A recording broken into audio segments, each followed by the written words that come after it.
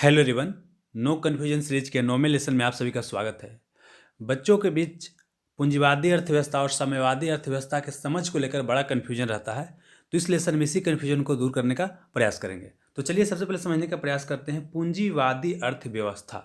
जैसा कि नाम से सर पूंजीवादी मतलब कि ऐसी अर्थव्यवस्था जहाँ पर जिनके पास पैसा होता है वो प्रमुख भूमिका निभाते हैं। मतलब जो पूंजीपति लोग होते हैं, जो प्राइवेट प्लेयर होते हैं, वो प्रमुख भूमिका निभाते हैं। वैसी अर्थव्यवस्था को पूंजीवादी अर्थव्यवस्था कहते हैं। अब समझने का प्रयास करते हैं। देखिए क्या होता है, कोई सामान आपको प्रोवाइड कराना है, जैसे मोबाइल मान लीजिए प्रोवाइड करना है, या तो कोई कंपनी मोबाइल बना के दे सकती है, या तो ऐसा हो सकता है कि इंडियन गवर्नमेंट ही क्या कर सकती है कि मोबाइल आपको बना करके दे सकता है। दो तरीका हो सकता है। तो यहाँ पर बात करते हैं पूंजीवादी अर्थव्यवस्था। तो इसमें क्या होता है कि जो प्राइवेट प्लेयर होता है, जो कंपनी होता है, उसकी क्या होता है प्रमुख भूमिका होता है, उसी को बोलते हैं पूंजीवादी अर्थव्यवस्था। और यहाँ पर क्या होता है पूंजीवादी अर्थव्यवस्था में बेसिकली क्या है कि बोला जाता है कि पूंजी लगा कर आप बेनिफिट कमा रहे हैं तो बढ़िया बात है, इसमें कोई दिक्कत वाली बात नहीं है। मतलब क्या है कि इसमें निजी जो संपत्ति होता है, प्राइवेट प्रॉपर्टी की भूमिका होता है, उसको समर्थन किया जाता है। क्योंकि देखिए बोला जाता है यह कि शुरुआती समय में क्या होता है कि राज प्रत्येक चीज़ को कंट्रोल करने का शुरुआती समय प्रयास कर रही है, प्राचीन समय की बात कर रहे हैं। लेकिन बाद में बोला गया कि लोग के पास मोटिवेशन तो रहना चाहिए कि काम भाई क्यों करेगा। अगर आप काम कीजिएगा, जितना काम कीजिए उतना ही आपको बेनिफिट मिलेगा, तो आप काम करने के लिए प्रोत्साहित होइएगा। तो जो शुरुआत में क्या था कि राज का जो ज़्यादा हस्तक्षेप था प्राचीन समय में, उसी को दूर करने के लिए एक बुक लिखा गया जिसका नाम था द वेल्थ ऑफ नेशन। मतलब कोई नेशन या कोई राष्ट्र होता है किसके तहत पैसा या संपत्ति कमा सकता है। तो बोला गया क्या कि राज का हस्तक्षेप से कम होना चाहिए, है ना, और मार्केट को फ्री छोड़ देना चाहिए। अब मार्केट ही डिसाइड कर लेगा कि कौन सामान को बनाना है, कौन सामान को नहीं बनाना है, किसका कितना दाम रहेगा और किसका कितना दाम नहीं रहेगा। अब ज़्यादा समझ में नहीं आएगा, कोई बात नहीं, फिर से आपको समझाने का मैं प्रयास करता हूँ। फिलहाल समझिए क्या पूंजीवादी अर्थव्यवस्था के जनक कहा जाता है एडम स्मिथ को। इन्होंने एक पुस्तक लिखा द वेल्थ ऑफ नेशन। इन्होंने बताया है कैसे कोई देश जो है आपका धन संपत्ति कमा सकता है, इसके बारे में इन्होंने बताया। इसको ऐसे समझाने के और तरीके से प्रयास करता हूँ। जैसे क्या है कि आप जापान का नाम सुनोगे। जापान क्या है कि उसके पास संसाधन, प्राकृतिक संसाधन बहुत ही कम है, बहुत ही क्या है कम है, लेकिन फिर भी एक अमीर देश होता है। वहीं अगर आप अफ्रीका की बात करते हैं, इंडिया के, अगर इंडिया की समय ड्रा करते हैं और यहाँ पर आप अफ्रीका ड्रा करते हैं, तो अफ्रीका या कंट्री के पास क्या है कि संसाधन पूरा है, लेकिन सब क्या है गरीब है।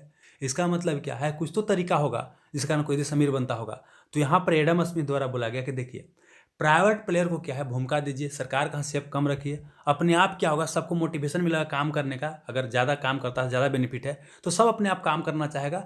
और क्या होगा कि जो भी चीज़ होगा दाम वगैरह वो मार्केट अपने आप डिसाइड कर लेगा। कैसे भाई, समझने का प्रयास करते हैं। पहला चीज़, पूंजीवादी अर्थव्यवस्था में मुख्य भूमिका किसका होता है, निजी क्षेत्र का। यहाँ पर सरकार की भूमिका नहीं होगा, किसका होगा, निजी क्षेत्र का, जैसे कंपनी का, प्राइवेट आदमी का, जिसके पास पैसा है वो मुख्य रूप से भूमिका निभाएगा।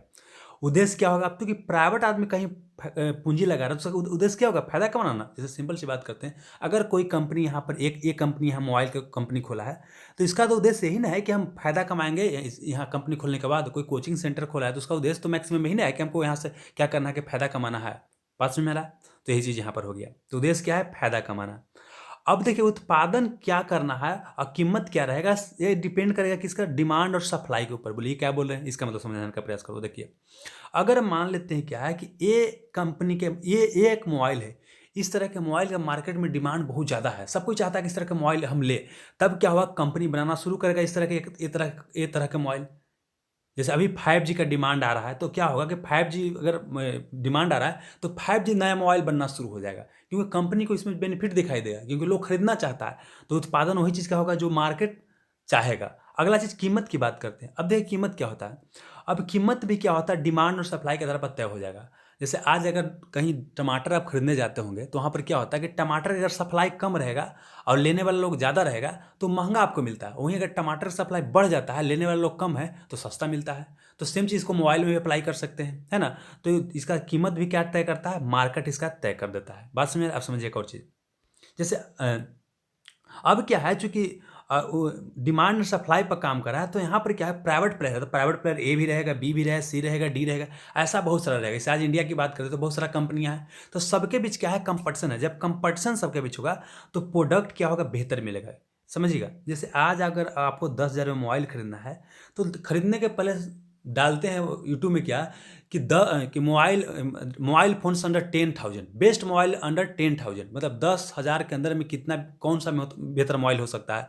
तो आपके सामने बहुत सारा ऑप्शन है कि वीवो का ले सकते हैं, सैमसंग का ले सकते हैं, एमआई का ले सकते हैं, बहुत तरह आपके पास ऑप्शन है। मतलब क्या है, कंपटीशन सब में ज़्यादा है। अब प्राइवेट प्लेयर लोग क्या करता है कि कम कीमत में आपको बेहतर से बेहतर चीज़ देने का प्रयास करते हैं। हम कंपनी है, मान लीजिए हम सैमसंग है, तो हम भी चाहेंगे कम से कम दाम में कस्टमर को बेहतर चीज़ दे ताकि हमारा सामान बिके। उसी तरह से नोकिया वाला भी चाहेगा, उस तरह से एमआई वाला भी चाहेगा, सब कोई चाहेगा। तो मार्केट में जब कंपटीशन बेहतर है तो जो प्रोडक्ट मिलेगा क्या होगा, कम दाम में बेहतर मिल जाएगा। कम दाम में क्या होगा, बेहतर मिलेगा। इसका मतलब क्या है कि जो उपभोक्ता होगा, जो खरीदने वाला रहेगा, उसको क्या रहेगा, फायदा रहेगा।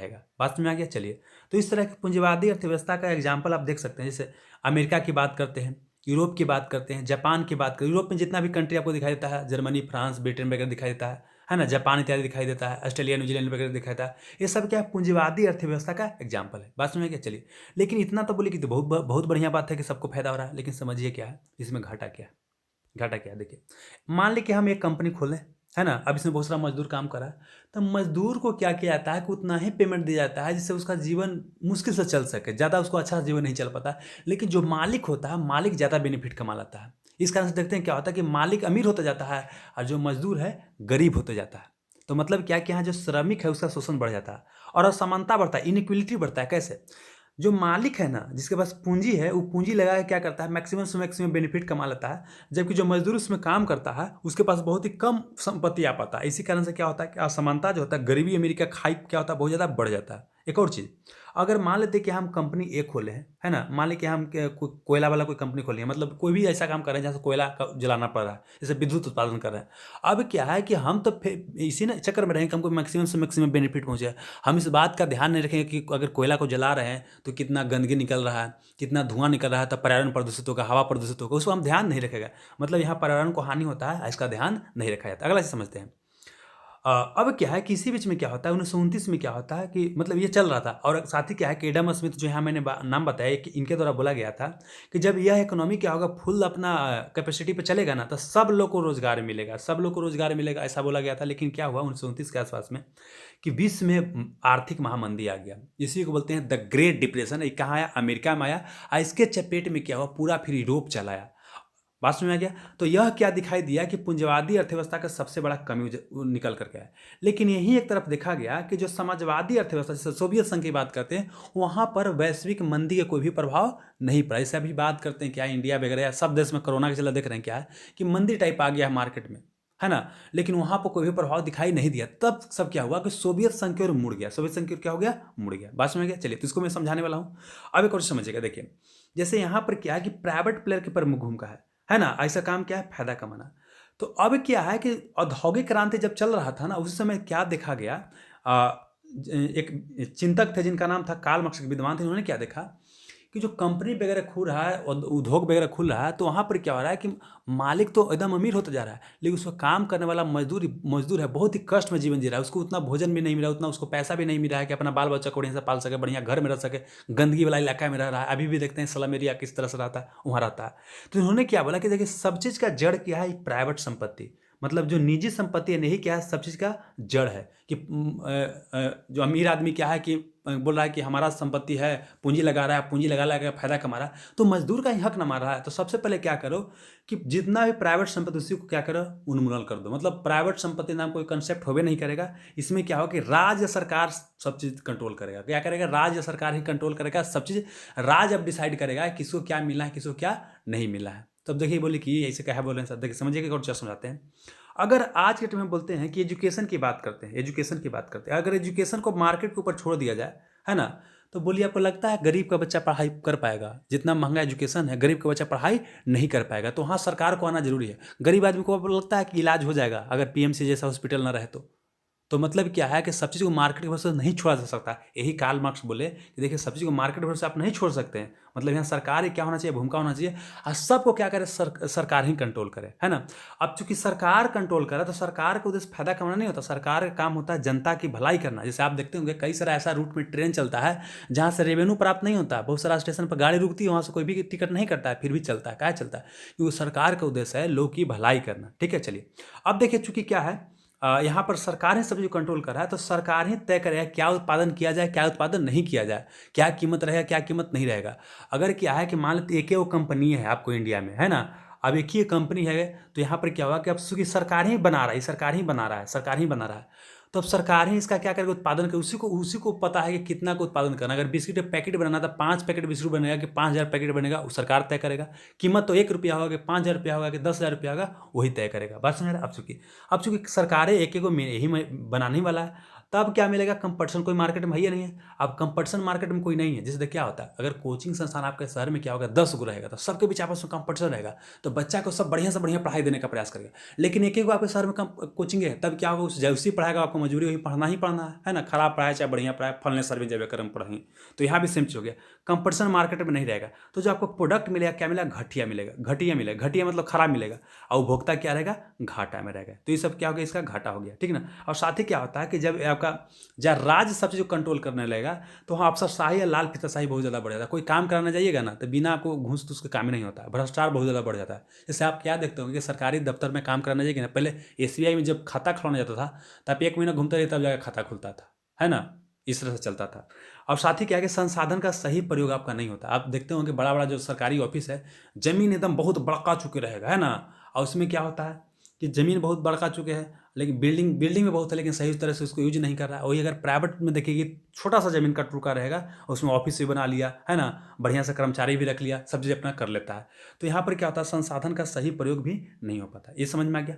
तो हमने क्या देखा, इसमें भी और आपको बताने वाला हूँ। देखिए क्या बताएं, पूंजीवादी में समझना क्या है कि यहाँ पर निजी क्षेत्र की बहुत ज़्यादा भूमिका होगा, है ना। इसी का जस्ट अपोजिट कौन बोलेगा, इसी का अपोजिट बोलेगा कि राज अर्थव्यवस्था। मतलब क्या कि सब चीज़ को राज कंट्रोल करेगा, मतलब क्या करेगा, सरकार ही क्या करेगा, कंट्रोल करेगा। ये पॉइंट समझ में आ गया। चलिए अब आगे समझते हैं। देखिए, जो राज अर्थव्यवस्था बोले ना, इसी को 2 भाग में बांटते हैं। एक को बोलते हैं साम्यवादी अर्थव्यवस्था, एक को बोलते हैं समाजवादी अर्थव्यवस्था। देखिए, जो पूंजीवादी को बोल रहे हैं, पूंजीवादी के उल्टा हम राज अर्थव्यवस्था ही बोले, है ना, और उसी के अंदर हम एक साम्यवादी बोले, एक समाजवादी बोले। तो समझना क्या है कि जो साम्यवादी बोलता है ना, पूंजीवादी का बिल्कुल एकदम अपोजिट।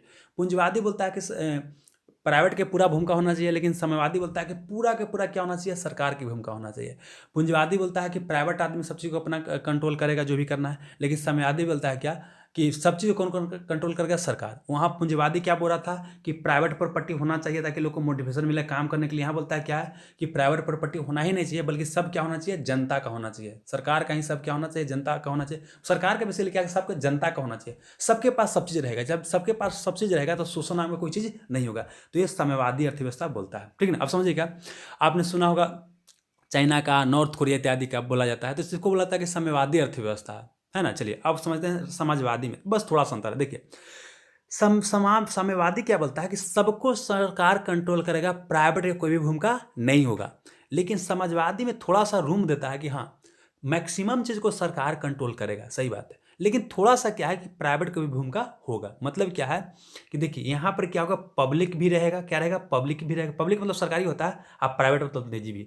मतलब बोलता है कि देखिए, मेन काम तो पब्लिक ही करेगा, सरकारी कंपनियां ही मेन कार्य करेगी, लेकिन पीछे पीछे क्या चलेगा, प्राइवेट कंपनी भी चलेगा। तो इसको बोलते हैं समाजवादी अर्थव्यवस्था, है ना। ऐसी को बोलते हैं मिक्स इकोनॉमी।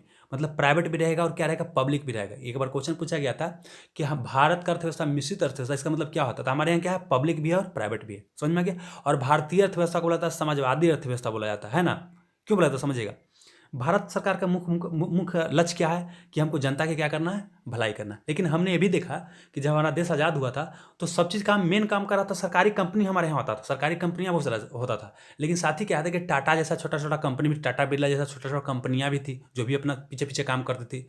मतलब क्या है कि प्राइवेट भी पीछे से रहेगा, और मेन कौन रहेगा, आपका सरकारी रहेगा। समझ में गया, पब्लिक प्लस प्राइवेट दोनों रहेगा, उसी को बोलते हैं समाजवादी। और चूंकि हमारे पब्लिक का प्राइवेट दोनों, इसी कारण से बोलते हैं इसको मिक्स्ड इकोनॉमी बोलते हैं। बात समझिए। अब एक और चीज समझने का प्रयास करते हैं। आज के डेट की बात किया जाए तो हमारा जो अर्थव्यवस्था समाजवादी से कहाँ जा रहा है, इंडिया की अर्थव्यवस्था की बात करते हैं तो पूंजीवादी की ओर। हमारे यहाँ देख रहे हैं कि बहुत सारा कंपनी को बेचा जा रहा है। बेचने का मतलब क्या है कि सब जगह कौन आएगा, प्राइवेट आदमी आएगा। सरकार के वहाँ से भूमिका कम होता जाएगा और प्राइवेट की भूमिका क्या होगा, बढ़ते जाएगा। ये आपको पॉइंट पूरा एकदम बिल्कुल क्लियर हो जाना चाहिए, क्या आपका पूंजीवादी और साम्यवादी वगैरह अर्थव्यवस्था की बात हम कर रहे हैं। और साथ ही आपको एक और बात क्लियर हो जाना चाहिए कि आज के डेट में ना कोई अर्थव्यवस्था, कोई भी देश ना पूरी तरीके से पूंजीवादी अर्थव्यवस्था है और ना कोई देश पूरी तरीके से क्या है साम्यवादी अर्थव्यवस्था है। बताने का प्रयास करें। देखिए, हम अमेरिका को बोलते हैं पूंजीवादी अर्थव्यवस्था। इसका मतलब ये है कि अमेरिका में मैक्सिमम जो प्रॉपर्टी वहाँ दिखाई देता है वो क्या है, पूंजीवादी टाइप पर है। लेकिन वहाँ के सरकार भी जनता के भलाई के लिए काम करती है। अभी कोरोना आया तो वहाँ के जनता सरकार क्या की, गरीब जनता के लिए पैसा फ्री में बांटा, है ना, बुजुर्ग के लिए फ्री में पैसा बांटा जाता है। तो मतलब आज कहने का मतलब यह कि पूंजीवादी अर्थव्यवस्था भी क्या है, वर्तमान समय लोग के भलाई के लिए कुछ ना कुछ करने का प्रयास कर रही है। लेकिन वहीं पर प्रयास करती है जहाँ पर प्राइवेट आदमी नहीं दे सकता है, प्राइवेट कंपनी नहीं दे सकता, वहाँ सरकार देती है। उसी तरह साम्यवादी अर्थव्यवस्था की बात करते हैं, चाइना की बात करते हैं, तो चाइना को साम्यवादी अर्थव्यवस्था बोला जाता था। लेकिन चाइना भी क्या है कि आज देखते हैं कि वहाँ भी बहुत सारा कंपनी, ओप्पो वगैरह के नाम से वहाँ वहीं की कंपनी है ना। तो वहाँ पर भी क्या है कि जो साम्यवादी अर्थव्यवस्था वो भी क्या है कि प्राइवेट की ओर आ गया है। मतलब समझिए क्या बोल रहे हैं, पूंजीवादी कहाँ जा रहा है, समाजवादी की ओर जा रहा है, और साम्यवादी कहाँ जा रहा है, ये भी आपका जा रहा है पूंजीवादी की ओर जा रहा है। मतलब इधर वाला इधर जा रहा है, इधर वाला इधर जा रहा है। बात समझ आ गया।